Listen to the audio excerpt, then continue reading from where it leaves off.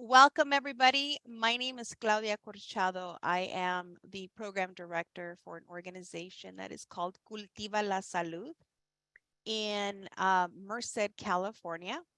We are home to the newest UC in the state of California.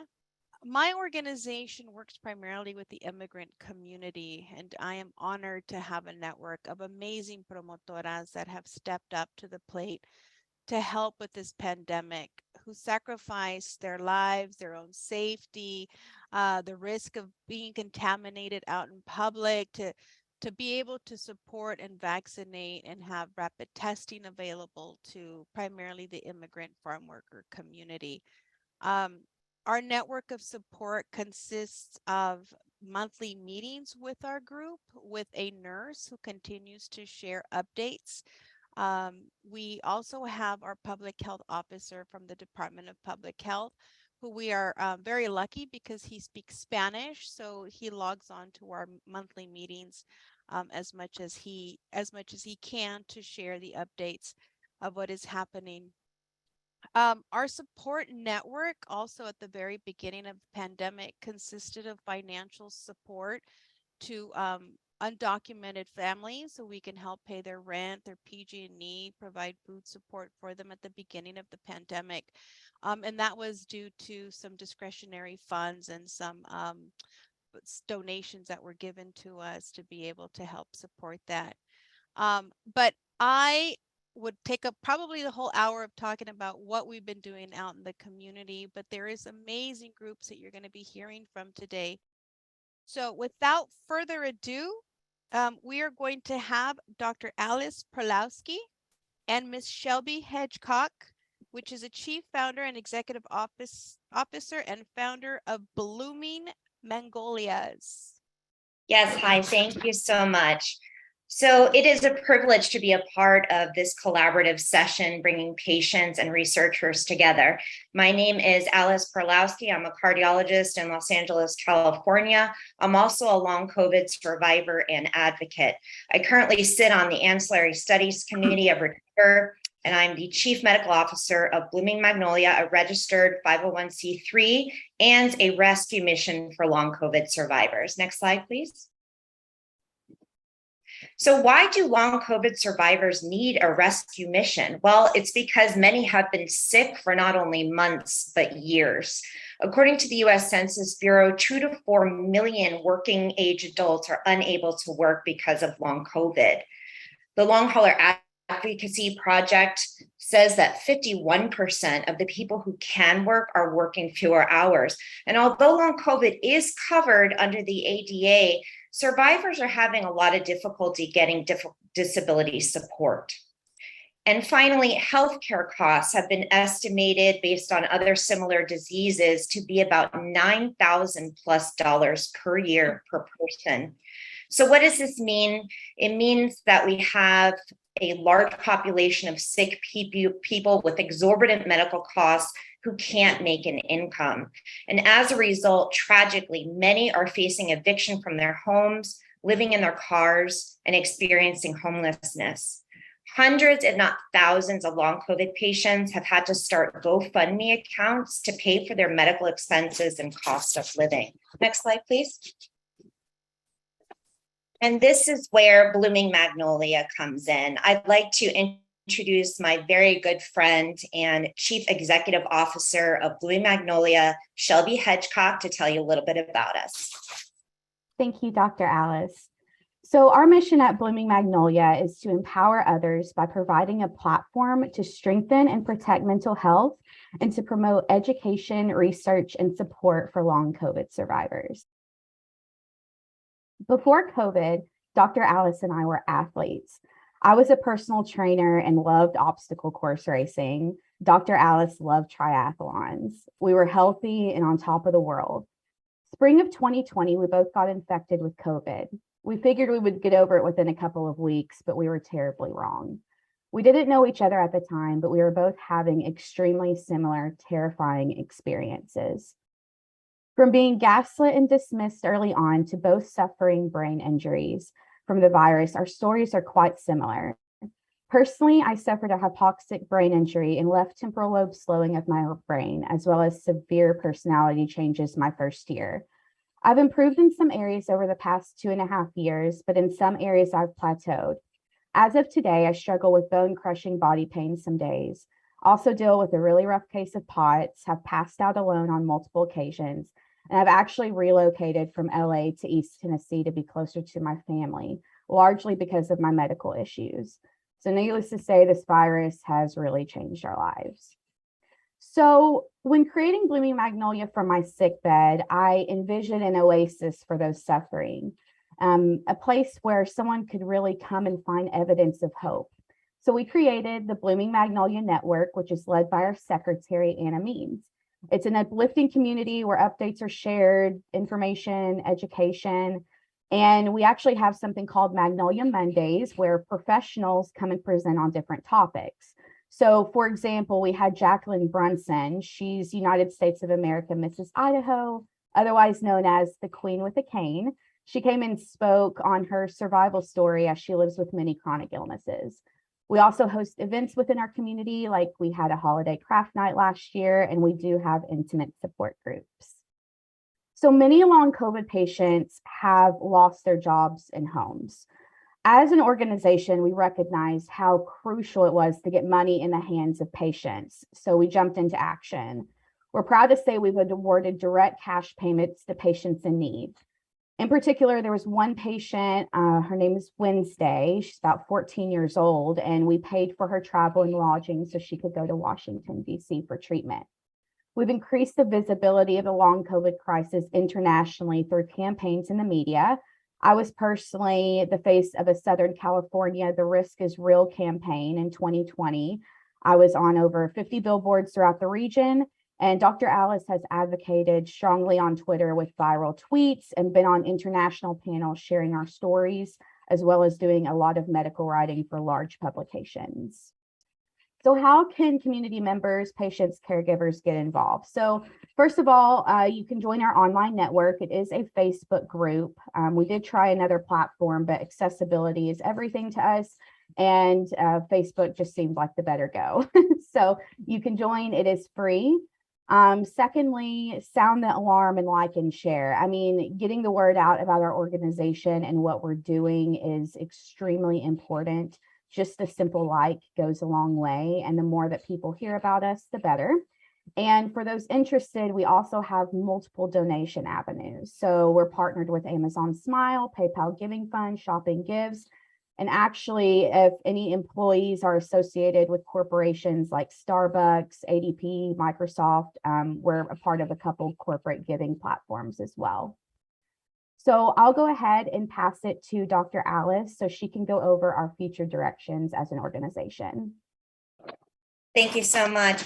So we have a lot of aspirations for the future. The first is long COVID educational programs for healthcare professionals, patients, and caretakers, COVID navigation training for major insurance companies, lending a hand in the research grants and awards sector. Also, personal patient advocacy services. I know a lot of patients who have long COVID are actually sick for the first time ever in their lives and really have never dealt with the healthcare system before. So we'd love to be able to participate in advocating for patients in that regard. And last but not least, and probably most importantly, to destigmatize mental and brain health. So people who have long COVID, many, including Shelby and I, had brain injuries. And we'd like to completely destigmatize that so people can get the care they need, including cognitive rehabilitation. And then finally, last year, Blooming Magnolia received the Bronze Stevie Award for the most valuable nonprofit. We're nominated again this year, and we hope to score gold this year. So wish us luck. So what should recover researchers know about long COVID support groups? Well, first, the majority of the leadership and membership are ill. That means please bear with us. We may not get back to you right away. We may need some special accommodations.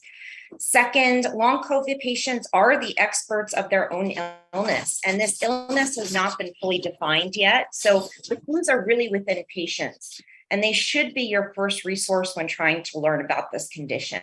And finally, we're here to help. Support groups are an excellent resource to tap into for research recruitment, networking, and all kinds of other questions you may have about the condition.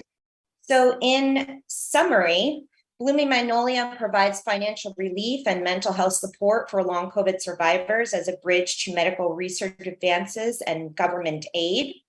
Support groups like Blooming Magnolia increase the public awareness of long-term health impacts of COVID-19, provide essential support networks, and can help with research recruitment. Please remember that patients are the premier experts of their own condition. And this is especially true with long COVID, where we are truly still trying to figure out the pathophysiologies. I think it's especially important to listen to every detail of a patient's presentation, because really that can give you very important clues as to what might be going on in long COVID. And finally, the long COVID crisis is far from over.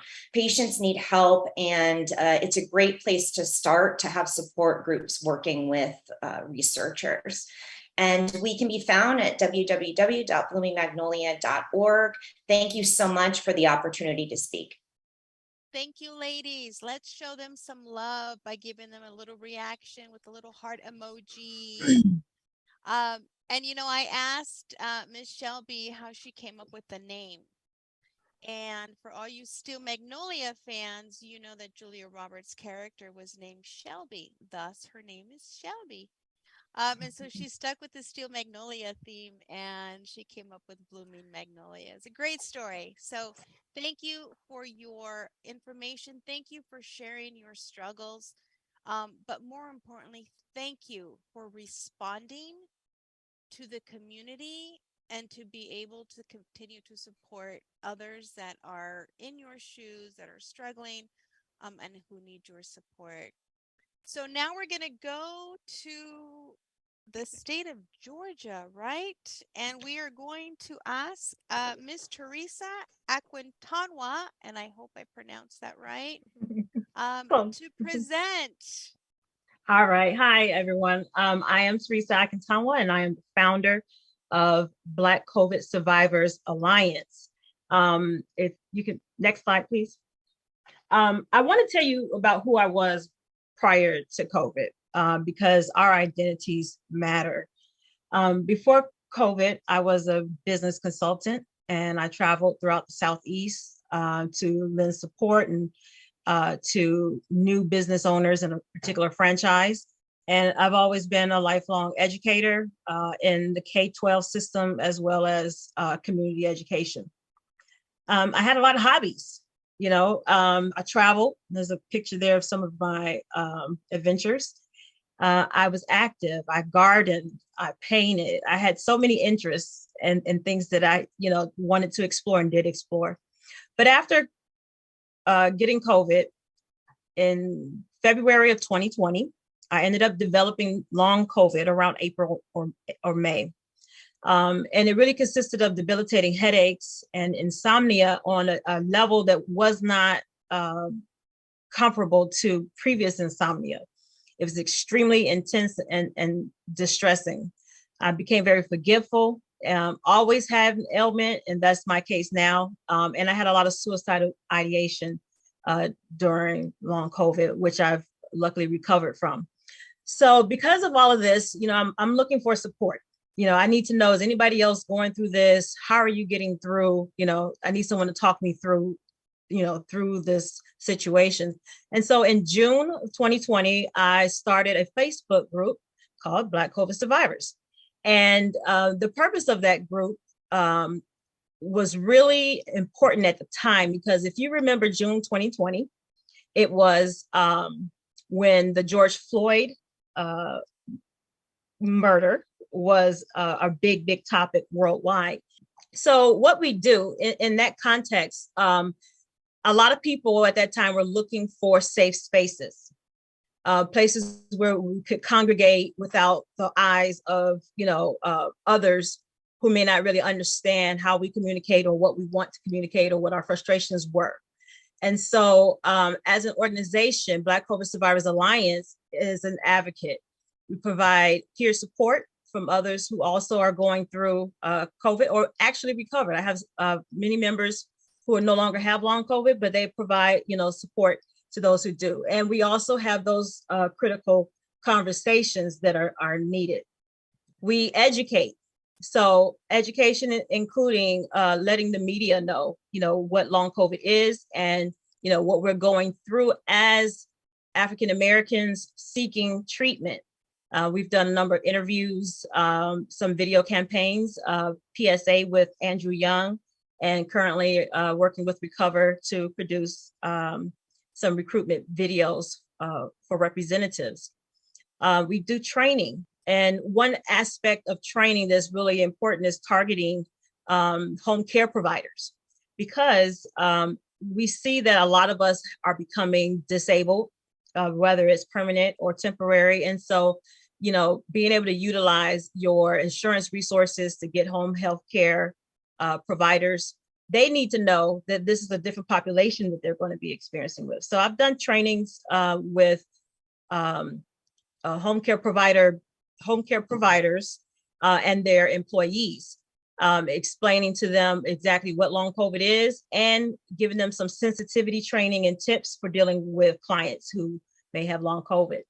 And then lastly, Black COVID Survivors Alliance, we aim to push our members to participate. We want everyone to participate in volunteerism. We want people to participate in research. And unfortunately, researchers, have a bad reputation, plain and simple. And so it's important that people who look like the community you're targeting are there to help transition you into participating in research. And so one way that you can help us is through agency cooperation. There are a lot of organizations represented here today. And so working together is also something that, we can do. Of course, we always need funding and volunteers who will stand up and say, okay, I'll be the PI for this, maybe this NIH grant, because as an accidental activist, a lot of grants are not for just regular people. They're for students and researchers and doctors, et cetera. And so just teaming up with other people who could serve as a PI for the work that we want to do is helpful. And of course, sharing various resources. Right. So these are my recommendations for allying with COVID support groups. First of all, patients need to know that you have the power. You need to speak up. You need to speak out. When there are opportunities to provide feedback or take a survey after a doctor's appointment, provide that feedback and let people know exactly what your experience was like. You can also start small gatherings, whether they're online or at your local, community hub. I've seen groups meet at bowling alleys, or your churches. And don't be afraid to reach out for help. We know that you want a solution, and until that solution arrives, there are still ways that you can reach out for help, whether it's financial, whether it is, help navigating, your disability, et cetera. Don't be silent, and don't feel like just because the answer isn't there yet that you have to, cower and disappear. To community leaders in allying with support groups overall, we have to reach out to one another a little bit more and point some of the newer organizations in the right direction. So Black COVID Survivors Alliance is very new, and some of the work that we want to do, we know is being done by other organizations in the Atlanta area. And so, like, for example, the ability to, talk with those leaders and ask, what were some of your best practices for, this particular event, or what are some things we should be aware of? Making sure that community groups share and have the hard conversations and just kind of face history, head on. Meaning, we know that there are historical grievances and things that have occurred. However, it is I feel like my group, as well as other groups, responsibility to kind of give a re-information, a re-education to people, and not just leave the past as the only narrative that's present.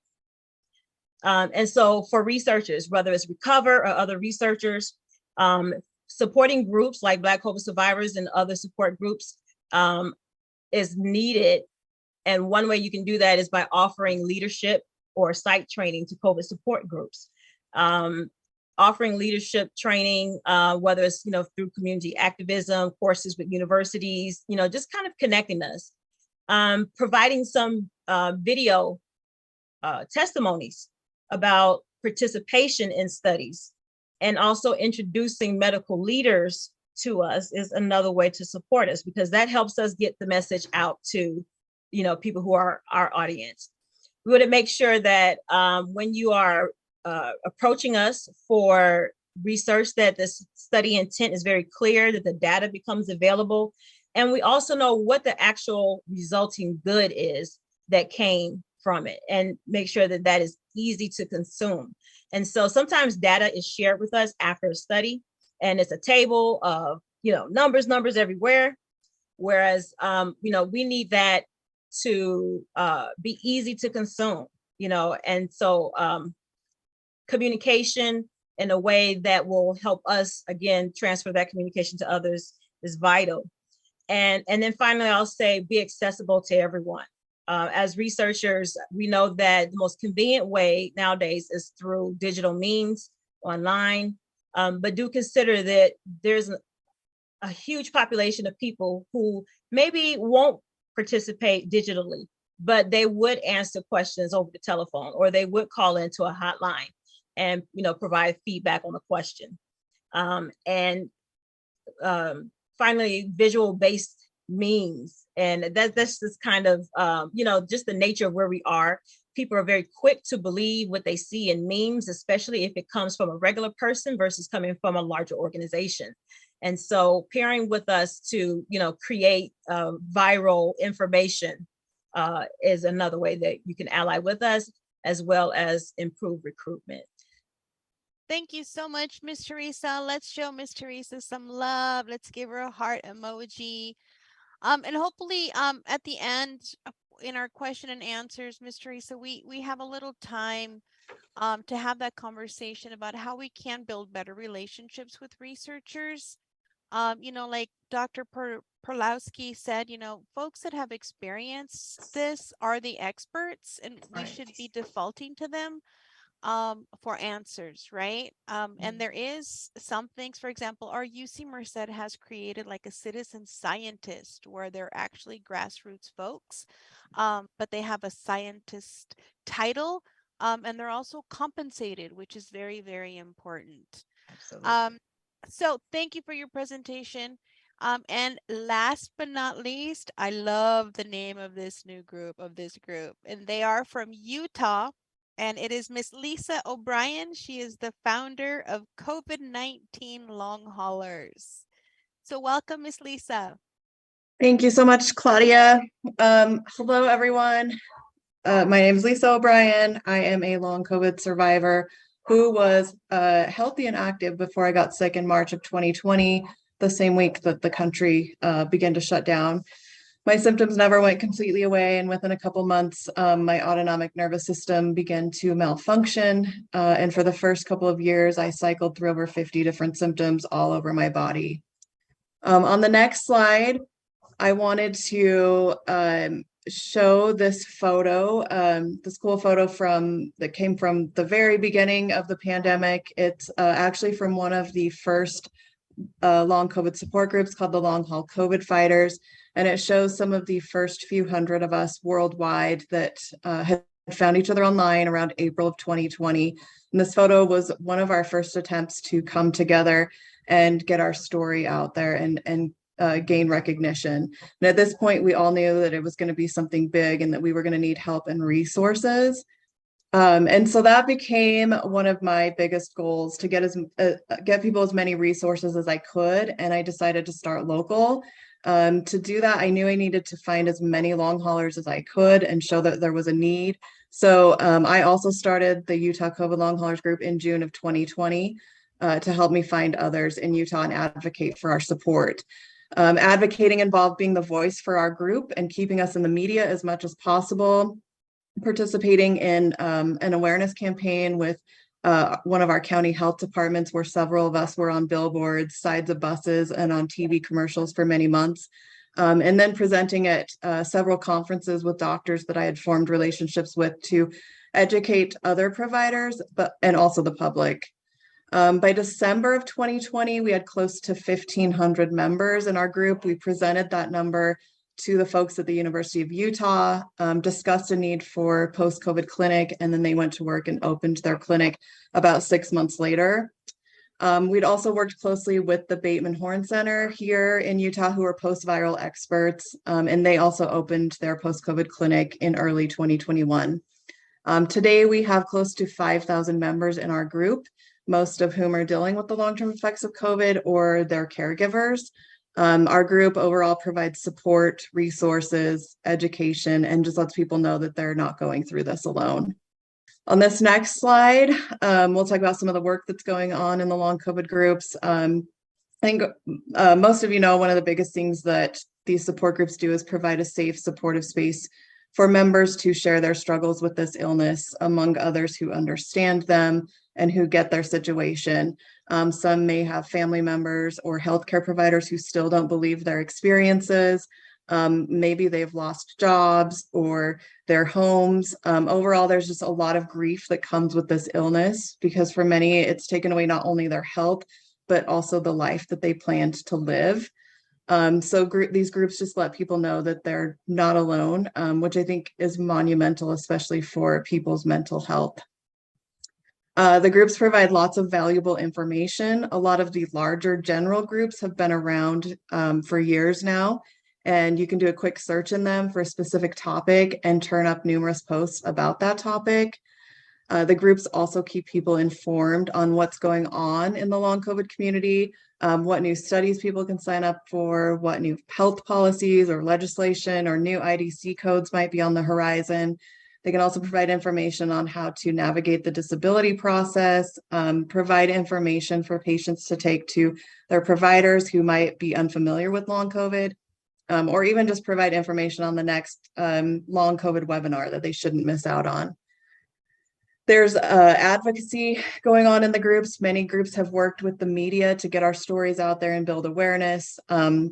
There's been alliances formed with other post-viral communities and meetings held with members of Congress, the CDC, the WHO, and even White House task force folks to discuss support that long haulers need. And then education, like the others have talked about. For many of us, we did not learn about our post-viral illness from our healthcare providers. We learned about them from the support groups, from others who have lived through it. Because as we know, most post-viral illnesses are under-researched and under-recognized. There's tons of good information that's being shared about what is already known about post-viral illnesses in the group. But there's also a continuous flow of new information on long COVID, and support groups can act like a hub to provide any and all new information that's coming out.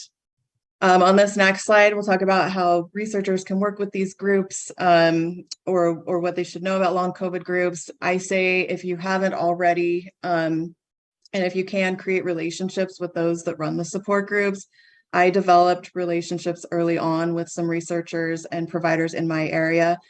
And even though they couldn't help us at the time, they reached out several months later when they had something that we could work on together. Over the last few years, we've kept each other updated and we send each other new information. And it's been really nice to have that working relationship. The groups can be a great source to collect data, and we can easily and quickly gather information from the groups by creating polls or maybe distributing surveys. And this can help give direction on study ideas or answer questions. It's also an easy way to recruit participants for research from this large pool of patients, and most are willing to help out, especially if it leads to answers for their conditions. I have helped recruit participants for numerous studies here in Utah with pretty great success. And then I talked about education a little bit on the last slide for patients, but also for researchers and providers. If you can, use the groups to learn and educate yourself. Like I said, there's so much information being shared in the groups on historical information, but also all the new information that's coming out.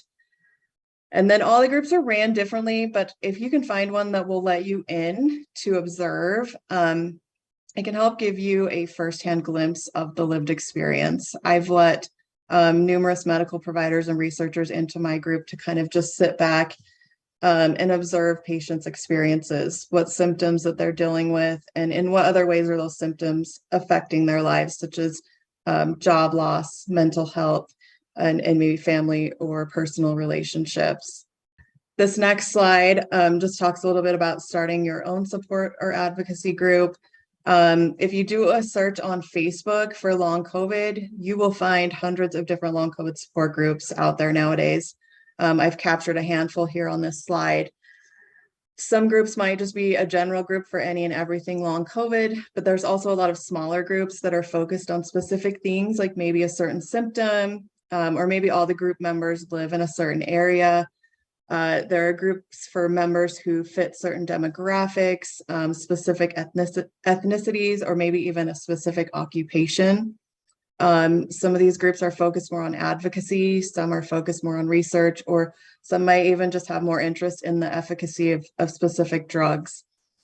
So if you're thinking about starting your own long COVID group, here are a couple of basic things to think about.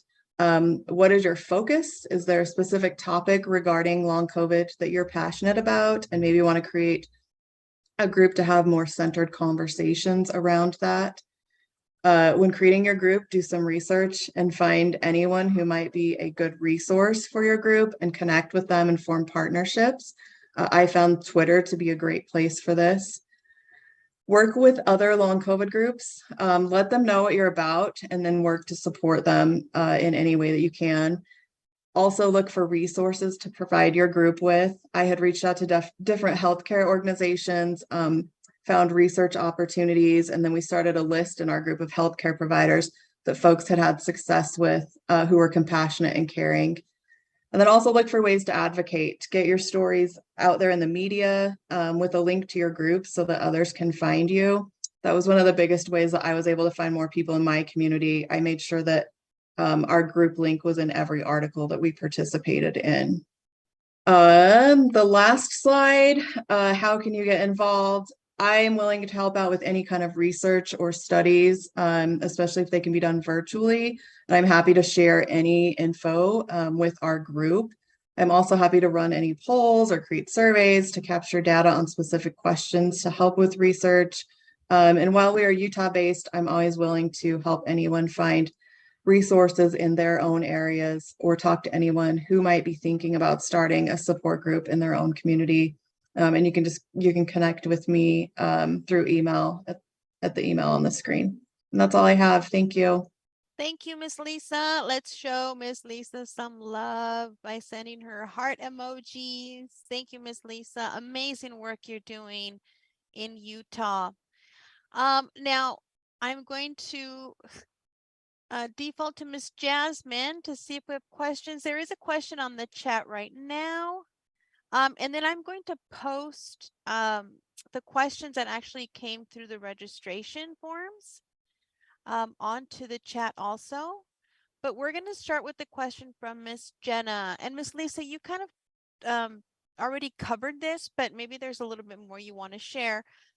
Miss Jenna asks, what is the best way for researchers to find or contact long COVID support group leaders? That is a good question. I would probably, and maybe everybody else can chime in, but I would maybe start with Facebook, look for the groups on Facebook. And then when you get to Facebook, you can, look at the members and find who the administrators are of the groups. Or even in some of the descriptions of the groups, people will have their email addresses. I know that I have it somewhere, like if you're a researcher or somebody from the media, please reach out to me. And then I provide my email address. That's the first way I can think of off the top of my head. Shelby or Teresa, Dr. Poloski, do you guys have anything else to add? I would say that's probably the easiest, especially if it's a Facebook support group. I know we have a website, so that's where the majority of people come through is through there, and it comes directly to my email. But the idea about looking at a Facebook group and seeing who is the admin of the group and then sending the message would be helpful. I mean, that's how a lot of people actually in the media had found me early on. They just saw an article and then they looked me up. So it's worth a shot to try it that way. I would like to add, definitely do a Facebook search. When you find the name of certain groups, maybe you might use the keyword COVID and you'll find, various groups will pop up. Take those group names and use those to find the website. And if you can get to these groups' websites, you're likely to have a contact form there where you can easily get in contact with the leaders. Thank you. And I also just want to add, for community residents, Latino community, we're getting more savvy on Facebook and Instagram and all those, but WhatsApp is a very popular app for the Latino community because that app is the one that they use to actually call to Mexico without having any high cost to them. So the Latino community uses WhatsApp quite a lot and they're very active on it. So if you don't know about WhatsApp, that's a great way to really make contact with the Latino community que no habla inglés. So is there anyone else who would like to verbally ask a question? If not, I will just refer to the ones from our registration form. No? Okay, so we're going to default to some of the questions from the registration form. So one question is, how long COVID support groups can support people who are suffering financially and unable to work, especially if they found SSI and public assistance to be no help? I'll address that. There's a lot of resources out there, and unfortunately, they don't always promote and make us aware. You have to know what the secret question is almost, to ask before people will tell you.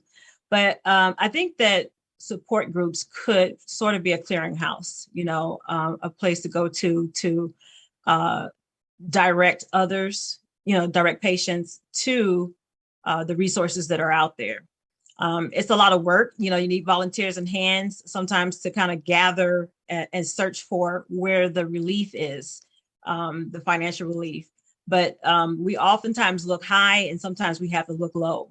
So smaller organizations oftentimes will have money that they can use to assist, as well as churches. Usually will have some type of budget that is for the community. And that's just another avenue. How about Ms. Shelby? Absolutely. So our organization has been able to reward grants to patients that are in need of financial assistance. And we definitely want to do more. And the only way that we're going to be able to do more is if we have that support and backing from other organizations, financial assistance, things like that. But one thing that we have stepped in and done, if we cannot as an organization provide financial relief, we help our community members find help. So kind of like Teresa was saying there, connecting them with churches or people in the community that are willing to provide that assistance. Yeah, and I would just like to add, at the very beginning of the pandemic, we had some very generous anonymous donors, almost $750,000 to help support our residents, our immigrant community, primarily the undocumented community, be able to pay their rent. I believe it was a stipend of like $1,200. It was a one-time thing. We probably got 300 calls a day because we had to cover 3 counties, not just the county of Merced. So obviously that did not last very long. And just like Shelby, when we write proposals, we always write in, stipends for residents. We write in some DoorDash meals to send them meals if they need to be supported that way. So all of you that are writing grants, don't forget that community support line item to be able to continue to support community residents. And we do have some other questions that just popped up. Let's see, David asks, how can we get support training on how to run effectively and make successful a new long COVID organization that is poised to assist poor folks, especially how do one source funds to assist, especially how do one source funds to assist such folks? I don't know if David wants to come on and clarify the question. So how can we get support training on how to run effectively and make successful a new long COVID organization? What I mean there is, first of all, it's really wonderful to get this stipulated on how to, most of us who are already volunteering in so many ways, and we are in communities that are really challenged, and we are looking at, having such permit me to call them mini COVID organizations that are going to be connecting to bigger ones, like where we are today. There are lots of challenges when it has to do with funding. Precisely, we're not talking about having funds to really use, but lots and lots of materials that are needed by most of these folks who have these challenges. How are we going to be able to connect with such organizations, such donors, anonymous donors? What are the best methods? Because some of us, we had tried reaching out to different types of foundations, so on and so forth. Yes, the response really, I really applaud all the organizations, during the COVID period. They were really willing, they did their best, but now it's a time where we can build stronger bridges, looking at the mistakes we had made, because we were in a frenzy. But now we're a little bit more calm. We can now take proactive actions, and we can now plan properly. So how can we put this? It's a big challenge. You can put the organization together with your own personal efforts and the efforts of some folks around you, and it's going on. When suddenly you have bigger challenges, bigger problems, a lot of folks are challenged, especially this post-COVID era. Lots and lots of businesses went down, lots and lots of jobs went down. People are challenged everywhere. So how are we going to be able to get appropriate sources, not just money? We're talking about the things, the drugs that we need to encourage a whole lot of these persons who are challenged. That's what I meant there. That's a great question. Mhm. I think we can have a whole nother session just based on that question. I see Miss Teresa's head nodding. I know she wants to respond, but I do want to mention something too. Is for the smaller nonprofits, one of our biggest challenges is reimbursement grants. We don't have $250,000 to front a grant, right, and then wait to get reimbursed on a monthly basis or on a quarterly basis. And so we all need to have a conversation with funders on how we're funded, because that does hurt us. Because we do need to have some kind of cash flow to be able to support our community residents, because we don't have that kind of capacity. Ms. Teresa? So yeah, what he was saying really speaks to what I mentioned about how researchers and Recover could help, right? Sometimes there's training that's just needed. And when I say leadership training, that might encompass, how to approach people for grants. It might be how to, develop a relationship or a mentorship with another similar organization. I believe that the money is there, but we don't know how to get to it.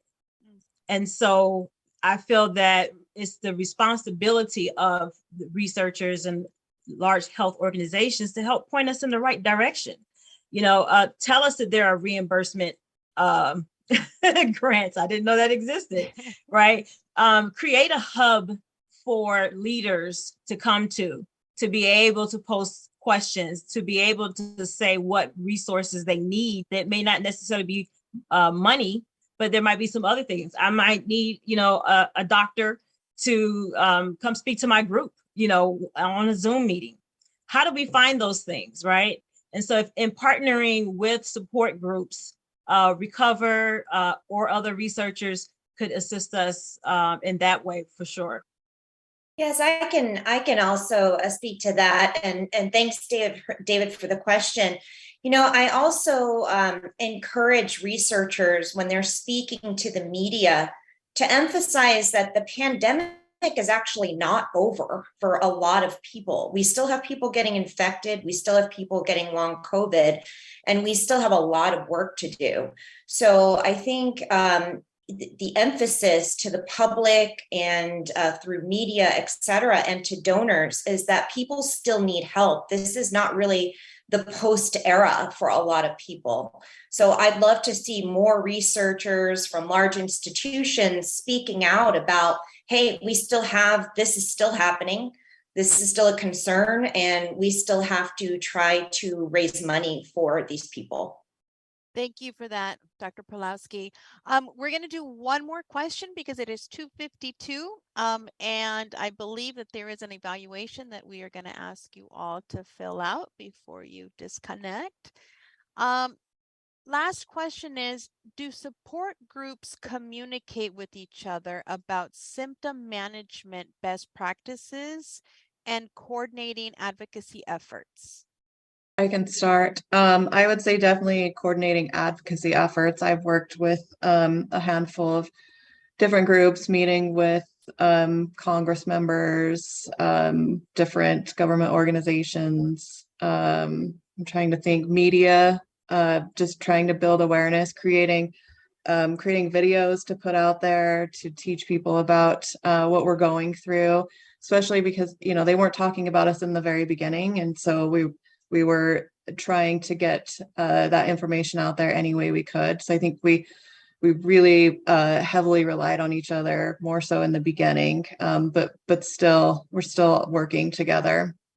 I would definitely say we do work together. We coordinate with other organizations, typically that are national. So we've, collaborated with Body Politic or patient-led research.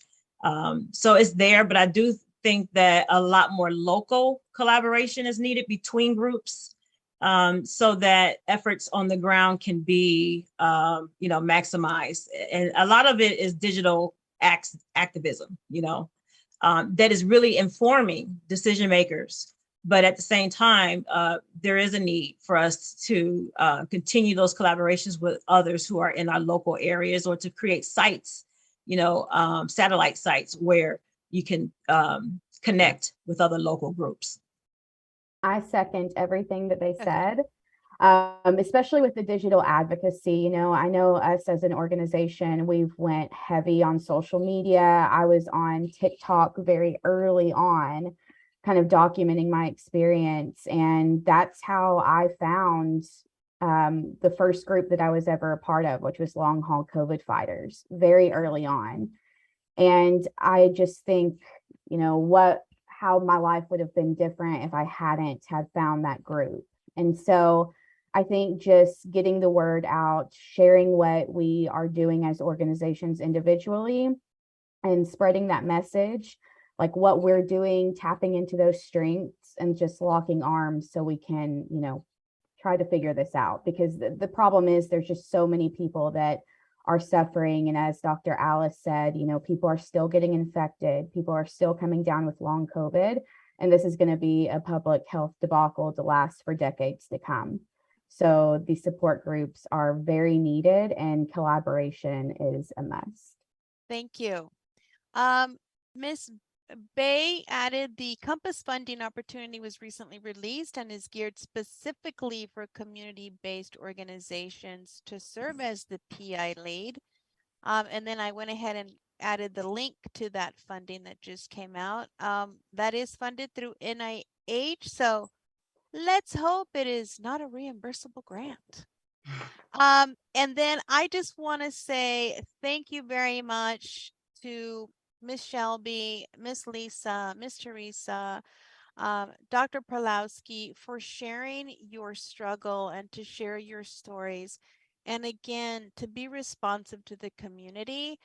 So one last round of showing them some love by sending them some emoji hearts. And we are going to give you 4 minutes, folks, to click on the link for our evaluation. So we're not all done. You have 4 minutes to fill out the evaluation. And then I believe Laura also said if there are additional questions about Recover, feel free to reach out to recover_CSC at NYULANGONE.org, and that's all in the chat. So please click on the evaluation link, folks, before you log off. And thank you very much for being here, and have a great evening, an afternoon for you all in this side. Thank you. Thank You you. too. Bye-bye. Thank you so Bye. much.